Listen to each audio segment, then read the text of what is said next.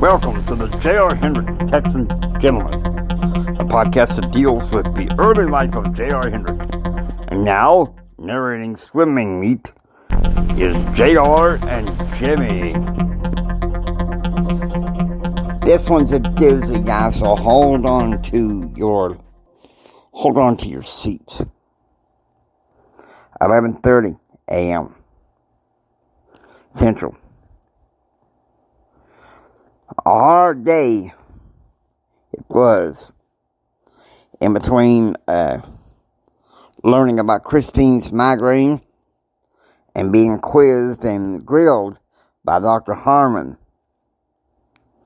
in class about my presentation and fact sheet.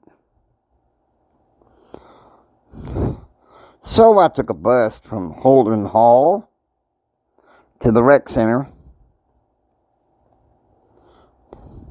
Was planning on taking a 30-minute swim, and then returned back to the Sneed snack bar to grab me a cheeseburger special and take it back into my living room, the dorm at Gordon Hall. Another huge problem that was getting obvious was for Charlie Nation. People like Stoney Rosen to Dave Smith could tell that he was making me dance. 1:30 p.m. Eastern, in his home office in Washington, D.C., Jim is finishing up, but crafting up his speech that he would do at 4 p.m. on the U.S. House floor. Bethany Horowitz advised him that tonight they would be entertaining Mr. and Mrs. Andrew House with a hamburger dinner, along with Barbara and Millard Holland, 1:05 p.m. Central. Here I was in the living room of my dorm, listening to Rush Limbaugh, who was talking about the marital issues between Prince Charles and Princess Diana.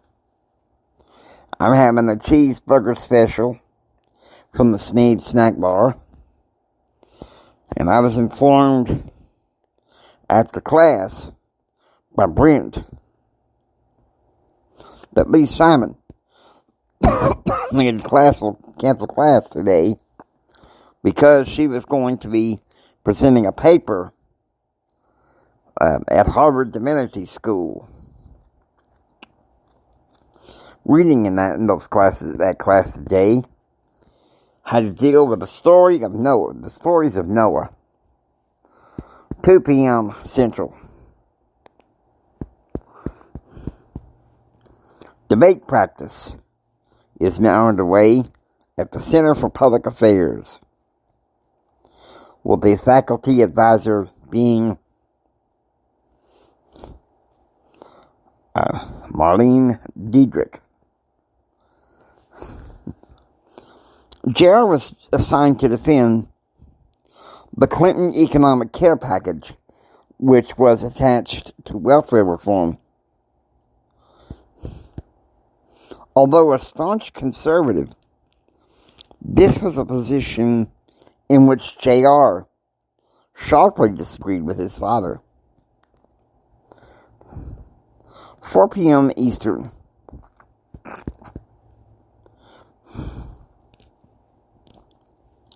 Meanwhile, on the U.S. House floor, Jim is taking the direct opposite view of his son. He would not know that his son took the view for the economic care package until this Christmas in Gainesville. 4:30 p.m. Eastern. Meanwhile, back in the mansion in Washington, D.C.,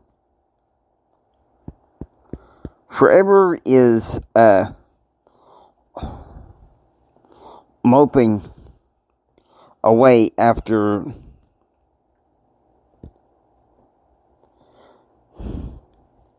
her girlhood sweetheart, Robert.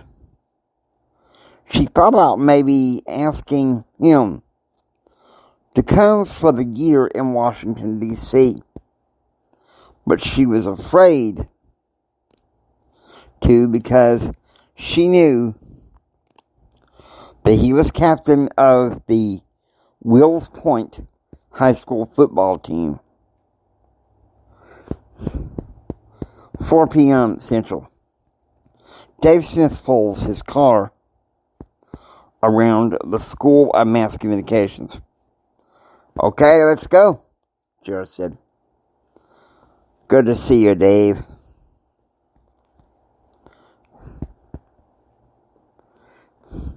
Sure, it's good to be with you again, Dave said. I know I haven't been able to socialize that much these days. In school, dealing with family, swimming tomorrow, Jared said.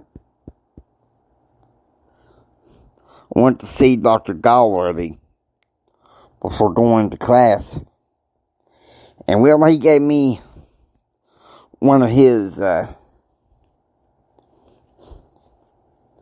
pre-taped lectures so I can study on it sometime this weekend. Whatever you do, please do not let Charlie talk you into missing classes. I know what he's like. And tomorrow night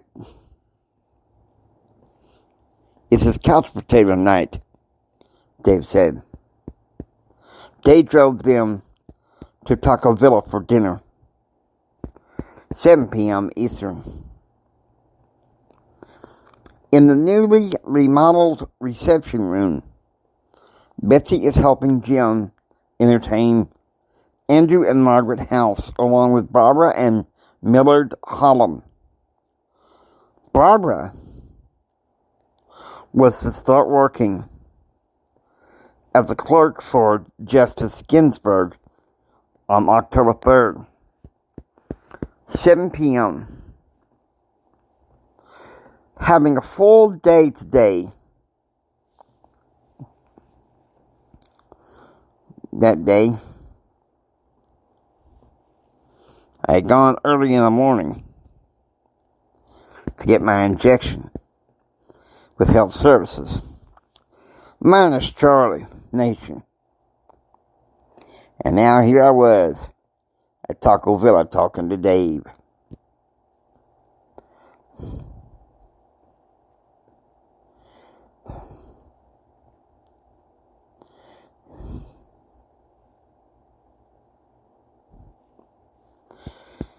Feeling good inside. Can't wait for the swimming meet tomorrow. I know what you mean, Dave said. Saturday against Houston. I can't wait to be defensive end. 8:10 p.m. Central. And Dave's called JR and Dave talk. Here I am. In my book for the past 2 years now. I gotta say, I'm a lot more informed than ever.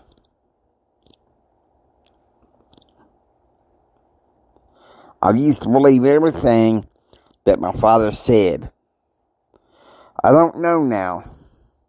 It's like my eyes are being opened.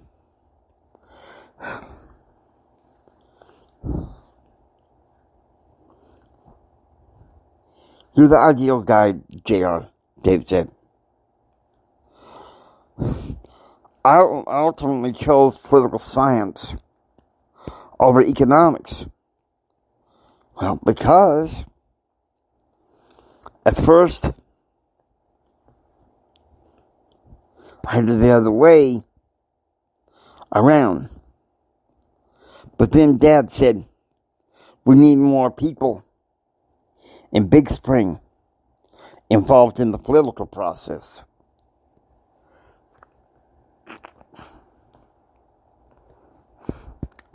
September 9th, 2:15 a.m. Eastern.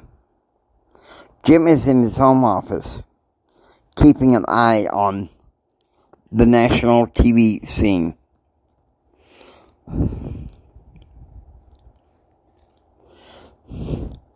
Through 10 a.m.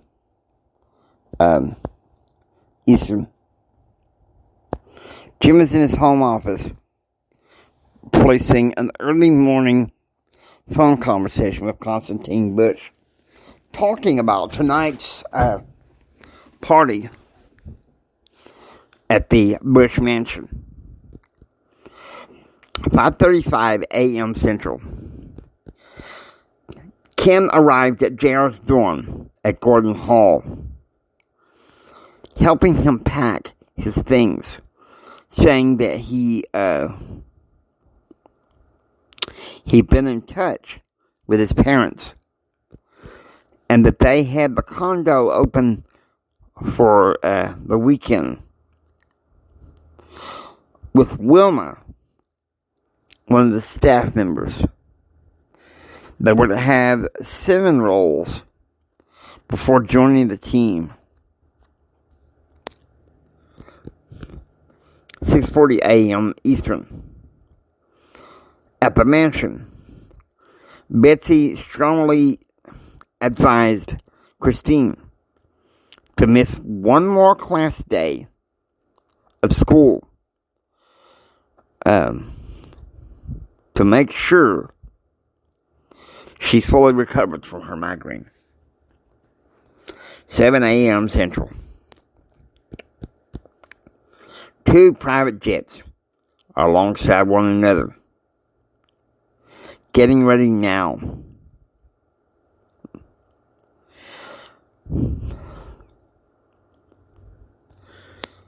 Uncle Carl and Aunt Donna and Jennifer Bowers would be going into an executive prop jet. Ken and I would be joining the rest of the Texas Tech team. 7:30 a.m. Central. The private jet carrying the team departs from Lubbock International Airport, bound for Ames Municipal Airport. Already at takeoff, Charlie Nation was being a loudmouth, despite warnings from Brent Clark and the coach to shut up. 9:30 a.m. Happily, we all arrived in Ames, Iowa, and got ready to get on board the chartered bus to take us to the event.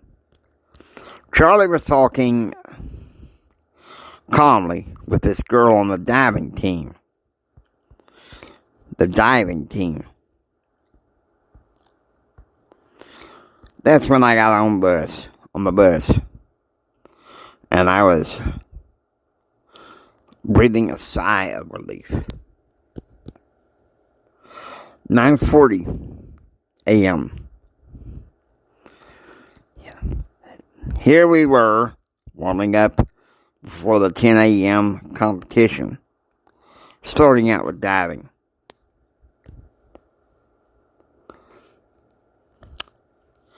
10 a.m. The announcer is on and begins the diving competition, announcing that Charlie Nation was going up first. Doing the Triple Crown somersault, he dove into the water.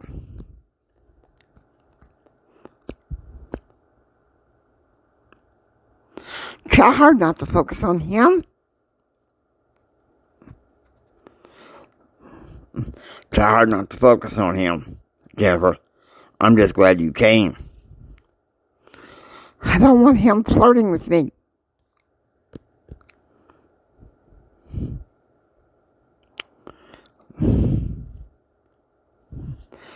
Yeah, he's my roommate. But I'm going to have him to learn how to handle him. I will handle him. I promise. Charlie scored a 9.9, qualifying him for the next swim date against the University of Phoenix. 11 a.m. Eastern. Meanwhile, from his SBA office, Jim has asked for 3 of his secretaries to take a break and watch his son's swimming meet with him. He beams with pride to see JR on the bench, ready to swim. 10:30 a.m. Central.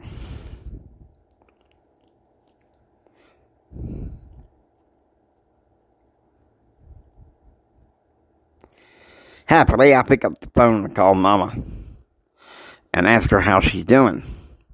She tells me she has a lot on her mind, namely dealing with Christine because of her migraine.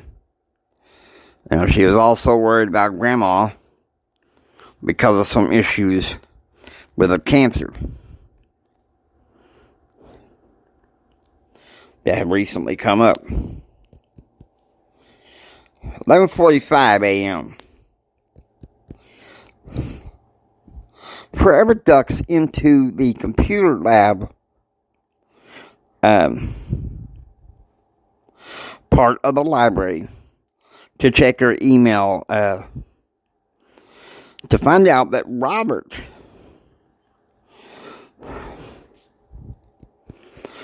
her girlhood sweetheart, was considering coming to Washington, D.C. to live with the Hendrick family and go to the same school she is.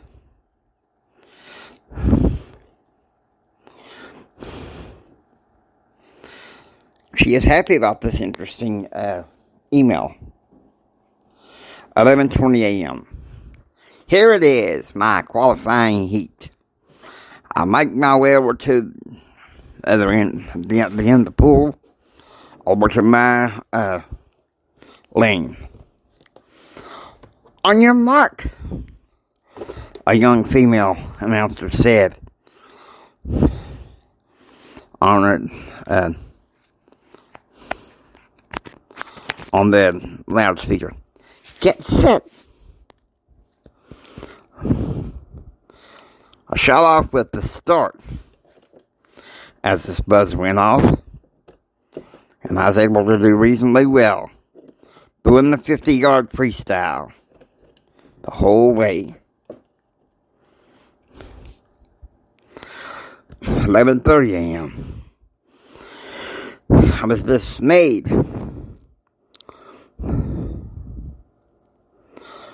Surprised. Charlie near the deep end of the pool, trying to make a pass with Jennifer when she slapped him. Hey, Jennifer, what's going on? I asked. JR, this idiot. He's following me.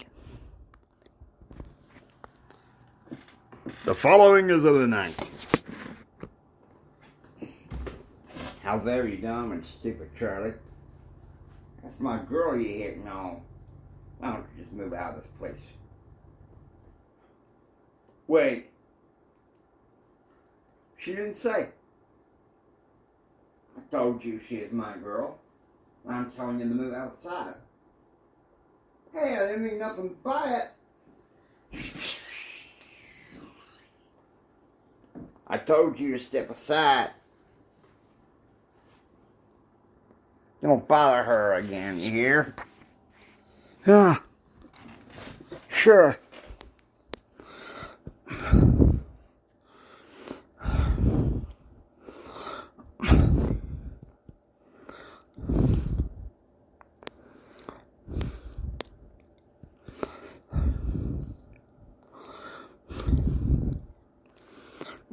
p.m. I'm just sitting there at the pool, minding my business, when all of a sudden Uncle Carl and Aunt Donna walked up to me. You did great defending your girlfriend and swimming today.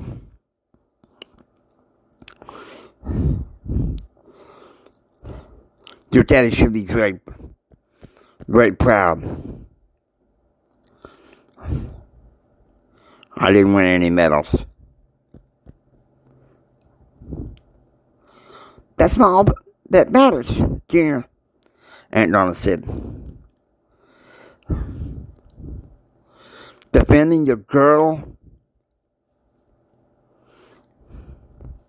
the school like a real Texas gentleman, Uncle Carl said.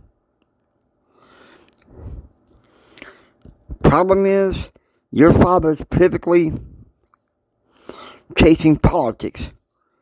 Didn't even notice that his son is a real hero. 12:50 p.m. Central. I was sitting there on the bench talking to Ken when Coach asked us into the locker room to talk. Charlie mentioned myself and him. Anyone of you two want to explain to me what the hell just happened back there? Coach asked. I was just flirting with Miss Bowers. I never meant any wrong. Isn't there a problem with that? When a girl tells you she's already with somebody else.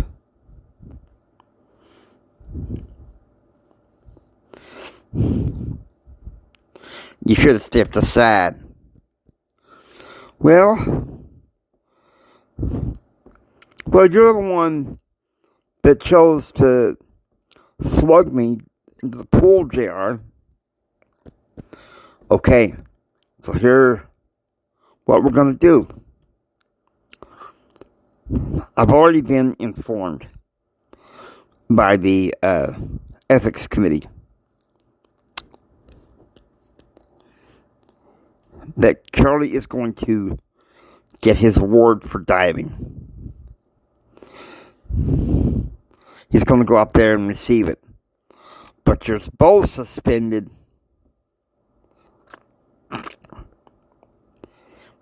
for the next 3 weeks. 1 p.m. I sat there in the locker room, dejected, as our coach made the announcement over the loudspeaker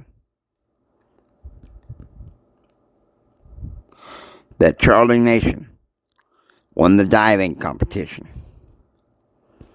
And I got the feeling that I'm going to have to just hang my head in shame.